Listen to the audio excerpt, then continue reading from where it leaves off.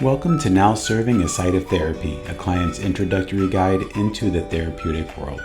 Be sure to follow, subscribe, and comment on YouTube, Spotify, and Apple Podcasts.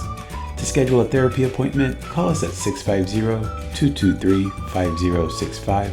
For more information on this and other related topics, check out our blog at isotherapy.com, where you can also contact us through our website. I'm your host, Dalton Huckaby, a licensed marriage and family therapist, and I'm grateful you've joined me. One of the things too with the arts programs that I've been fortunate enough to launch and or lead is witnessing the connections within communities that take place. One of the biggest hurdles for the people that we serve is isolation. And that can come through in so many different ways. It's a lack of transportation often. It's discrimination. It's fear, people not understanding, not wanting to say the wrong thing. Oftentimes it can come from a good place, but the end result is still isolation. It's a story that I've shared several times throughout my career. It was actually the first arts exhibition that I set up for participants that I was supporting in an arts class. We were at the Phoenix Center for the Arts. And anytime I set up an exhibition, I try to step back and sort of melt into the wall. I like to see what people are seeing without a third-party perspective, hear what people are saying. And a couple came in, and it sticks with me, always will probably. A couple came in, took a look at the artwork, took a look at the organization artist statement, as well as some of the individual artist statements. And the woman said to the man that she was with, "I can't believe people like this can make such beautiful art." And while that was an incredibly frustrating and ableist statement to overhear, I forced myself to reframe it because being angry about it isn't going to solve anything. So I tried to find some positivity in it, and I tried to get a lesson out of it. And the lesson that I took, and it's kind of helped ground me and guide me in my career, is that the arts are such a natural way to build connection across disparate communities that might otherwise not have any exposure to each other. So that woman, for example, I wish I could find her and have a conversation with her now. She walked in not thinking that people with disabilities can make beautiful art. She walked out knowing that people with disabilities can make beautiful art.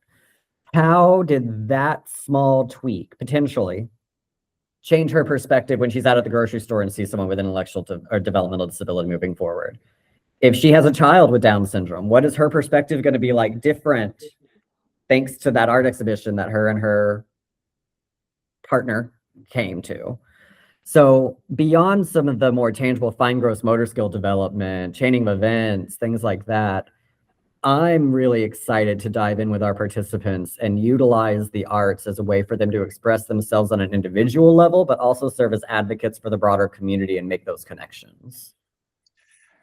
I love this because what's coming to mind for me is, especially since you're kind of, if we're talking about, for example, mostly working with adults or even with kiddos, right, who might be experiencing what would you call like it's like I don't know if they would be like, what do you call it, like ostracized or maybe even bullied, right? Or like they're a vulnerable population, right? And so, especially if they're again, you can still meet them where they're at if they're experiencing these things, right? Despite the age. And yet I can't help but think that based on those experiences that they're receiving, that they then might have some like internalizing messages about themselves, perhaps, right? And so that they are receiving from the community, right, at large. And then so getting them involved, like you said, with other like-minded individuals where they can connect in this way. So like you said, if the isolation is kind of a predominant factor, right, this is a way to kind of like bring them out and encourage this self-expression and healing in the arts. And I can't help but think, or say, for example, like if maybe they experience someone being impatient with them, right? Mm-hmm. So then they're like, they might be impatient with with themselves, right? Again, this goes for any of us, despite, right, our Absolutely. right, and this goes for any of us. And so, but still, like that may be that internal message, like, oh, I'm impatient with myself because others were impatient with them. So then Mhm. this could, like you said, it's, okay, well, maybe I can be patient with myself as I'm learning, right? And engaging in the learning process. And then that can then also kind of contribute to this building a sense of self-confidence, which in a kind of therapeutic realm, even if it's an unstated goal, right? I always like to think that like an increase in self-confidence is kind of like that would be a great place to get someone, right? Mhm. Whether it's through talk therapy or through art therapy. Yeah, absolutely. And I like what you touched on. I think it's something that we're seeing a shift in that makes me happy. Is you noted, the internalization of, getting negative feedback from the community and then internalizing it. And I think that happens with almost any community that isn't, how do I want to phrase this? That Any might be community that isn't the marginalized, right? norm, for Mhm. lack of a better term. You know, you see oftentimes internalized homophobia, internalized racism, internalized ableism. So Exactly.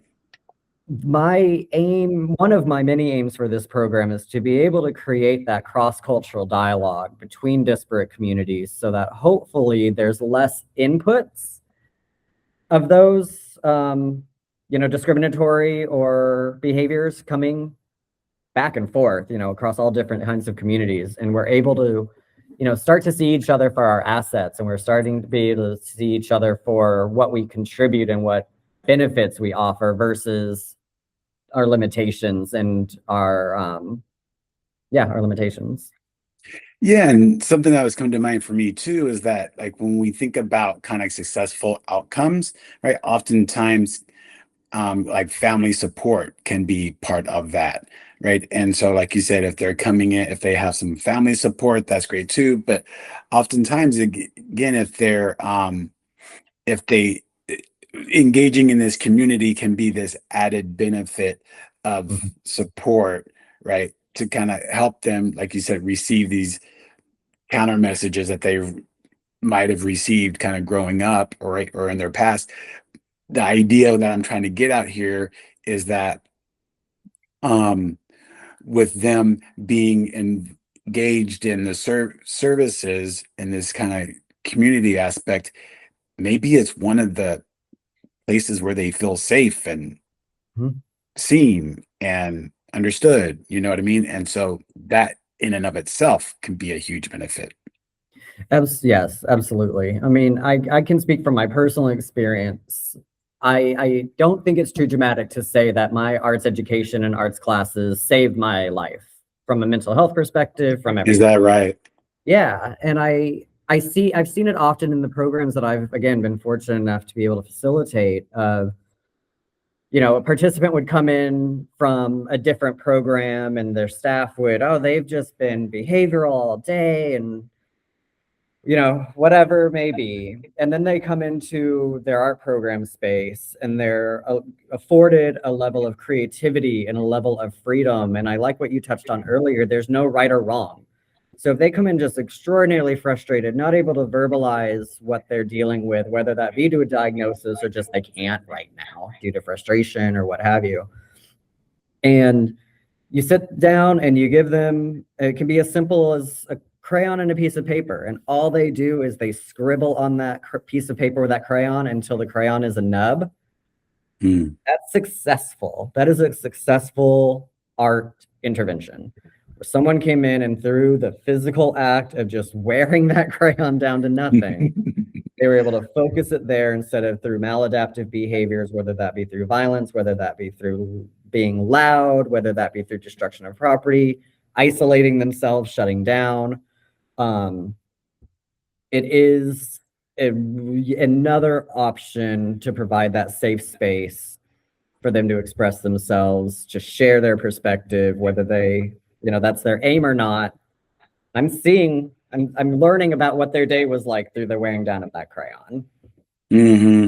Yeah, yeah, yeah. It kind of gives them another place to go to express, right? Because like you said, especially if they're nonverbal, right, a lot of that expression is going to come out through behavior. And Mhm. so again, being able to have like a safe, contained space for that self-expression, it's pretty huge. Huge. And so I'm just kind of curious in your line of work with the arts, right? We always like to think about like success stories, right? I'd love to hear about success stories. So are there any kind of particular breakthroughs or success stories that you can share? Yeah, so there's two that I really like to lean back on, and it's something that you mentioned in the introduction when you were introducing me. Thank you for that, by the way.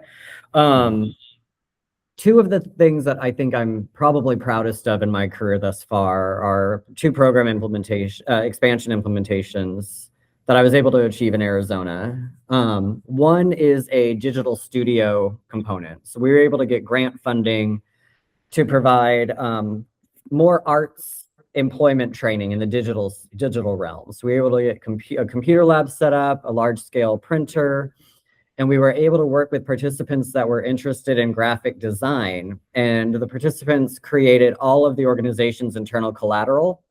They managed our social media site. They helped us update our website. And they were paid by the organization that I worked at to do so. So not only were they getting to express themselves creatively, they were making a paycheck. They were able to be more independent. And they were able to be highlighted for the skills and talents that they were able to bring. And they were so, both of those participants were so proud that they were able to say, like, I helped update the website. Like, not only are you receiving supports from the organization, but you are supporting the organization. There's a level of empowerment there that I think is often, unfortunately, not afforded to people with intellectual and developmental disabilities. I think there is a oftentimes good-natured, I have to truly believe it is a good intent to protect. And well, no, we're here to support them. They don't, allowing them to also support out is so important. I know that for myself, I can only offer my own perspective on this. If I was only being supported and not being offered an opportunity for my own self-agency and to feel valued and to feel important, that's going to severely diminish my self-confidence. Yeah, and limit, yeah, our capabilities. Yeah, do that Absolutely. gave me goosebumps, right? Just thinking about that, and to even to think about the fact that, well, what if these programs weren't there and then they didn't have this opportunity? I mean, I have a lot of empathy for that, right? Like if people not typically having that avenue for self-expression and starting to tap into, oh, maybe they didn't even realize that they were good at this, and then they start doing it and they're like, hey, bam, I actually am. Absolutely. Yeah, you never know until you try. And if we're here to support, we need to provide the opportunities for them to try and then occasionally fail like any of us and then try something else, try something different. Another opportunity that I'm again very proud of and thankful we were able to make happen, and we're starting to have conversations here at Ability Path around it, is a creative aging program. So it's a wonderful development. The life expectancy for people with intellectual and developmental disabilities over the last 40 years has exploded. It's been a while since I wrote this grant, so forgive me if my stats here aren't exactly correct, but in 1985, the average life expectancy of someone with Down syndrome, I believe, was like 35 years old. Hmm. Now, the average life expectancy of someone with Down syndrome is nearing 70. So this is Wow, an practically double. Yeah. amazing development. For people with Down syndrome in particular, though not exclusively, though, as they get older, the rates of Alzheimer's and dementia and other memory care diagnosis are significantly higher than for their neurotypical peers, sometimes 2 to 5 times, depending upon the study you're looking at, higher. And unfortunately, not just California, not just Arizona, our system nationwide is not prepared to provide supports to this population as they get older. So we were able to secure grant funding at a prior organization that I work for to partner up with 2 local organizations, one of which being Scottsdale Arts, to create a creative aging program. So this was specifically designed to work with people that had an intellectual or developmental disability, were getting older, and were showing signs of or had an actual diagnosis of Alzheimer's, dementia, or some other memory care issue. And I'm excited that we're having this conversation about something similar here at Ability Path. As I said, this is a relatively new, good development. But unfortunately, like I think any state system, and again, no matter what state you're in, lags behind the needs significantly. Yes. Yeah. And this is something that we're seeing explode, not just the participants themselves getting older. That means the parents are older. And how do we as an organization, as an individual, as an organization, and as a system step up and provide the supports that these people not only need, but in my opinion, deserve and legally are entitled to? Yeah, because even like a side note, right? When you think about elder care in the States and you compare that to other countries, Yeah. right? Again, we could be lacking in that department. So that's even more fascinating news just from that standpoint alone around how we're tending to elder care. Yep. Yeah. Yep, it's a dire need, and hoping to see some movement on that sooner rather than later, because it's only going to become more dire as we as a system continue to delay the implementation of this. The elder population just keeps growing. So it seems like the great thing about the arts is, like, again, you're tailoring the service to what the client is looking for. So doesn't even really, it's not even necessarily that their presentation kind of limits what they're able to engage in, right? As long as they have the interest, right? Then or showing up and engaging, right? Then they really, the kind of, it's like a buffet of options just open to them, right? Absolutely. There's no limitations. Yep, there's no limitations, and as you mentioned earlier, there's no right or wrong. So this is, while it is the program is being designed with some inspiration from my education background going to art school. It is different in the fact of there's no grading. There's no, you're not a success if you're not able to exhibit your artwork or if you're not able to sell your artwork. There's a movement within organizations that provide supports to people with disabilities, the progressive art studio movement. And I'm a believer in this movement, don't get me wrong. It's really focused on art creation to sell artwork.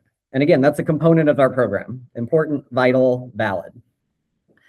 What worries me sometimes is there sometimes seems to be a little bit of a shift away from the arts for art's sake perspective, which is often where most artists sort of have their entry point into, arts education and wanting to be more involved in the arts. So it's important to me that we don't lose sight of, yes, the arts can mean jobs. Yes, the arts can mean fine gross motor skill development, all the things that you and I have spoken about so far today. Some things can just be enjoyable. Right, right. Beyond just, the intellectual and developmental disability field, I think so much of our society has become commodified and goal-oriented. Yeah. What's the next step? And I fear that we sometimes are losing sight of, this is fun. I just want to sit down and play. Yeah. Yeah. I get to paint all day. That's awesome. Like, that to me is so important. And if that is like all I'm able to hear from my participants, I'm still thrilled because we're able to offer them a space to come be safe, have fun, express themselves, and I'm happy. Even on the central nervous system, right? Again, that can just have such a calming impact, right? And kind of self-regulation, again, kind of goal-oriented there, right? Word, but still kind of like just sitting down and just being able to kind of be with themselves and play. And in fact, if they are like trying to learn other skills, it's really important that they be in that mindset of play, because that makes the neuroplasticity, right, the learning process easier, right? If we're in this play mindset, Yeah, right? absolutely. I mean, it's something you touched on earlier in our conversation about how, and I forget exactly how you phrased it, which is unfortunate because it was really well stated, but you noted something along the lines of, through the arts programming and arts instruction, it doesn't always have to be this, we're going to see a 20% increase in fine and gross motor skill development. But through the arts instruction, you are going to see these things occur. I kind of joke with some of my colleagues and friends that the arts are sort of a sneaky way to skill build. Yeah. Because it's not like sitting down in math class and learning trig, but you can still Yawn. learn. Oh, exhausting. Yeah. I never took trig. My worst nightmare. But you can still learn geometry, but you don't necessarily know that you're sitting there learning geometry through utilizing shapes to create abstract art, for example. Kind of the breakthroughs that you've witnessed. Mm-hmm. I can't help but think that, like you said, sometimes just seeing their demeanor change.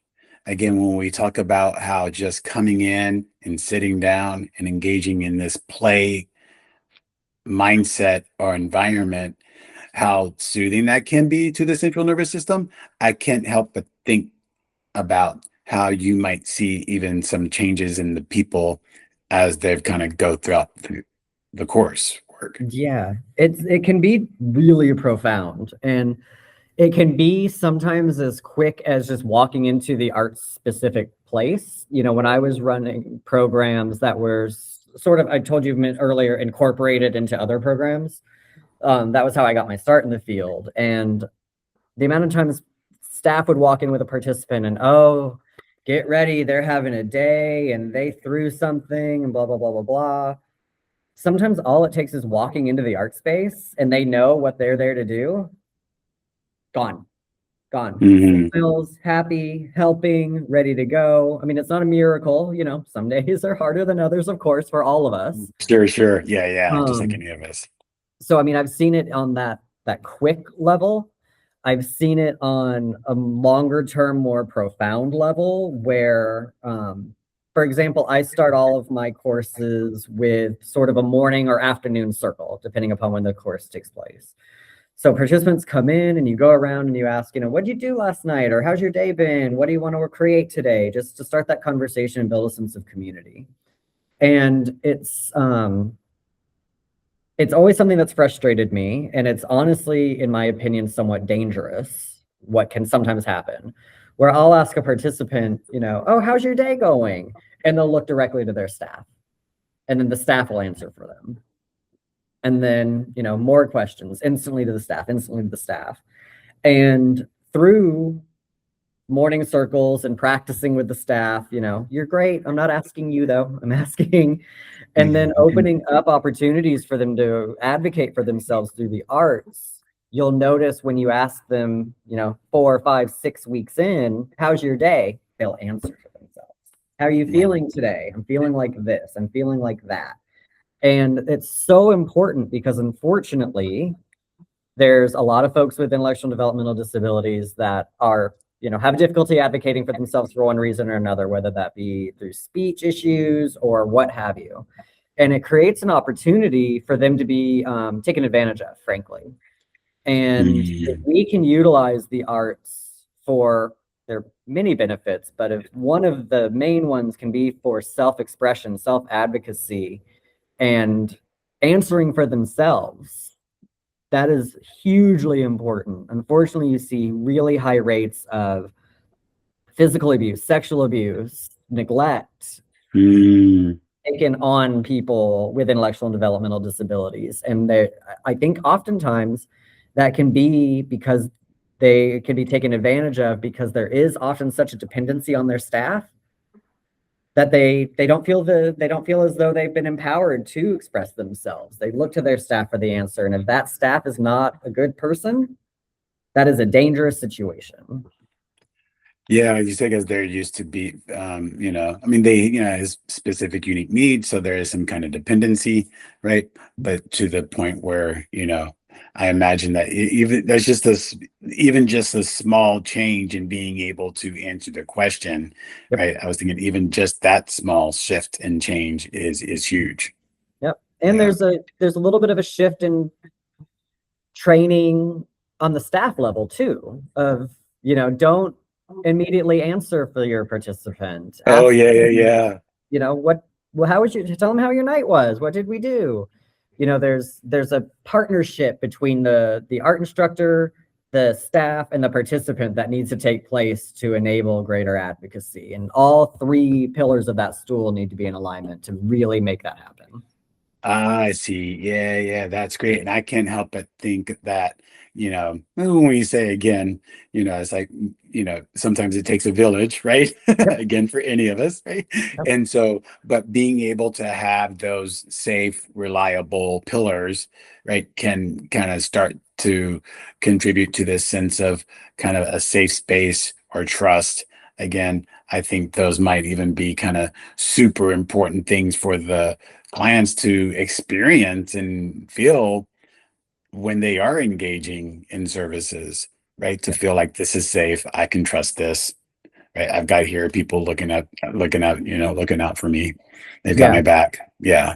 It's game changed. It's foundational. If that doesn't exist, then very little, if any, of the other work can actually effectively take place. Yeah, so awesome, Taylor. Thanks for talking about how your important work with individuals with intellectual developmental disabilities through this aspect of play and art and self-expression, right? It's this what do you say, multi-dimensional, right? Or lots of opportunities for clients to engage in your services.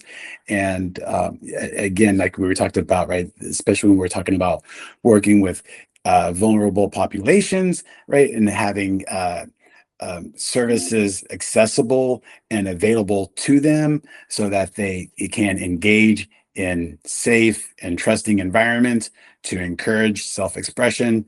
And I mean, it's a wonderful thing. So I appreciate all the work that you're doing to serve the community and the time that you took to kind of talk with us about it today. Thank you, Dalton. I really appreciate the time and the opportunity to speak about my program, Ability Path, and the importance of arts programs for the people that I'm fortunate enough to support. Really appreciate your time. Thanks for tuning in this week. Be sure to listen to our next episode as we explore various aspects of how to show up for ourselves and others by tending to our own mental and emotional well-being.